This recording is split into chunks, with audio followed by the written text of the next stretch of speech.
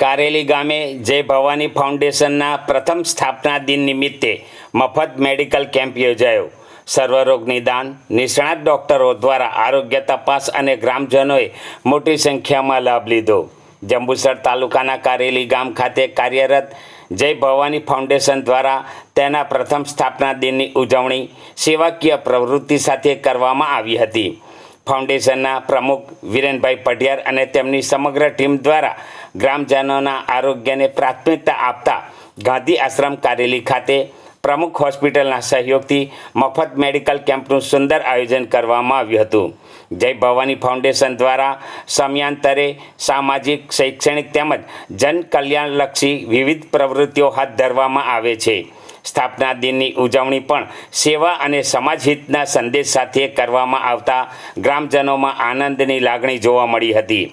Medical કેમ્પમાં વિવિધ પ્રકારના રોગોનું નિદાન, સામાન્ય આરોગ્ય તપાસ, બ્લડ પ્રેશર, ડાયાબિટીસ સહિતની પ્રાથમિક આરોગ્ય ચકાસણી નિષ્ણાત ડોક્ટરો દ્વારા કરવામાં આવી હતી.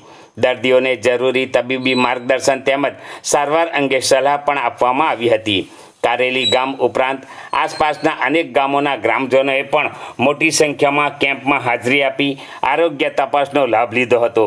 સમગ્ર કેમ્પ દરમિયાન સુવ્યવસ્થિત આયોજન અને સેવાભાવી વાતાવરણ જોવા મળ્યું હતું. આ પ્રસંગે જય ભવાની ફાઉન્ડેશનના પ્રમુખ વિરેનભાઈ પઢિયારે જણાવ્યું હતું કે ફાઉન્ડેશનની સ્થાપનાનો મુખ્ય હેતુ સમાજના દરેક વર્ગ સુધી સેવા પહોંચાડવાનો છે.